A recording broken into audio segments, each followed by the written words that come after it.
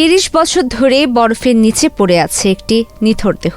পৃথিবীর সর্বোচ্চ পর্বত এভারেস্টের চূড়ার কাছাকাছি, প্রায় 8,500 মিটার উচ্চতায়। পরনে সবুজ রঙের বুট, যে বুট দেখে বছরের পর বছর পর্বত আরোহীরা বুঝেছেন তারা এভারেস্টের ভয়ঙ্কর ডেথ জোনে পৌঁছে গেছেন। পর্বত আরোহীদের কাছে দেহটি পরিচিত হয়ে ওঠে গ্রিন বুটস নামে। এতদিন ধারণা করা হতো এটি ভারতীয় পর্বত আরোহী তোসেওয়াং পালজোরের দেহ। তবে নতুন তথ্য প্রমাণের ভিত্তিতে এখন ভারতীয় কর্মকর্তারা মনে করছেন দেহটি আসলে দর্জে মুরুপের। আর তাই 30 বছর পর সেই দেহটি এভারেস্ট থেকে নামিয়ে পরিবারের কাছে ফিরিয়ে দেওয়ার উদ্যোগ নিয়েছে ভারত। বসুন্ধরা টিস্যু, অশুদ্ধতার বিরুদ্ধে এক বিন্দুও ছাড় নয়।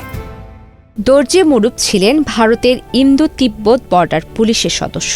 1996 সালে এভারেস্টের চীনা দিক দিয়ে প্রথম ভারতীয় অভিযানে অংশ নিয়েছিলেন তিনি। 6 সদস্যের ওই দলের মধ্যে তুষারঝড়ের কারণে 3 জন ফিরে গেলেও মরুপ সহ 3 জন শীর্ষ চূড়ার দিকে এগিয়ে যান। 1996 সালের 10 মে বিকাল 5:30টায় মরুপ এভারেস্টের চূড়ায় পৌঁছান বলে চীনা সরকারের দেওয়া একটি সনদে উল্লেখ রয়েছে। কিন্তু নামার সময় ভয়াবহ তুষারঝড়ে বিপর্যয় ঘটে।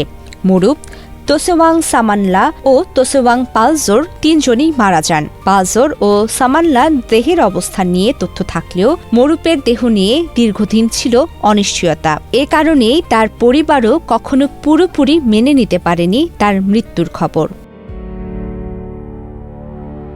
মরুপের স্ত্রী কনচাক ইয়াংস্কিটের বয়স এখন প্রায় 75 বছর।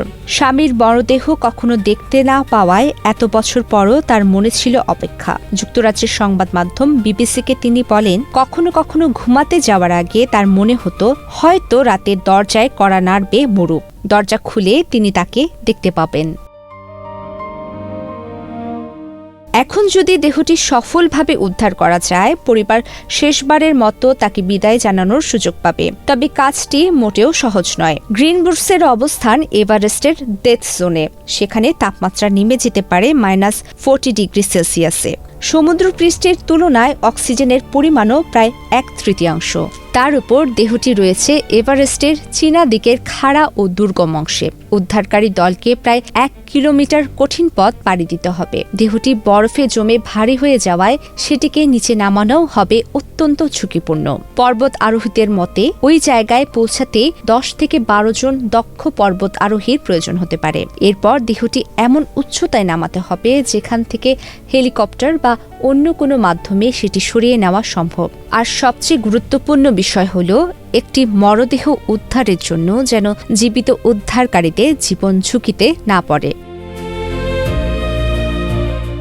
এই ধরনের উদ্ধার অভিযান অত্যন্ত ব্যয়বহুল। বিশেষজ্ঞদের মতে তুলনামূলক সহজ অভিযানেও খরচ হতে পারে 40 থেকে 80 হাজার মার্কিন ডলার। তবু মরুপকে ফিরিয়ে আনতে চায় ভারতের ইন্দো তিব্বত বর্ডার পুলিশ। তারা সেপ্টেম্বরের মধ্যে অভিযান শেষ করার লক্ষ্য নিয়ে দক্ষ শেরপা উদ্ধারকারী দলের সন্ধান করছে। উদ্ধার করা সম্ভব হলে মরদেহ ভারতে নিয়ে গিয়ে ডিএনএ পরীক্ষা করা হবে। পরিচয় নিশ্চিত হলে তা পরিবারের কাছে হস্তান্তর করা হবে। মরুপের বড় ছেলে পুঞ্চক দোরজায় জানিয়েছেন, বাবার মরদেহ ফিরলে লাদাখের রাজধানী লেহতে একটি স্মরণীয় স্থানে তার শেষকৃত্য করার পরিকল্পনা রয়েছে। তার ভাষায়, বাবা দেশের জন্য জীবন দিয়েছেন, তাই তাকে একজন শহীদ হিসেবে স্মরণ করতে চান তারা। উদ্ধার সফল হলে গ্রিন বুটসটিও স্মৃতি হিসেবে নিজেদের কাছে রাখবেন মরুপের পরিবার। হয়তো 3 দশক পর এভাবেই শেষ হবে এক পর্বত আরোহীর দীর্ঘ অপেক্ষার গল্প। এভারেস্টের বরফ থেকে ফিরে আসবেন দর্জে মুরুপ নিজের পরিবারের কাছে। প্রমিতি কিবরিয়া ইসলাম, বাংলাদেশ প্রতিদিন।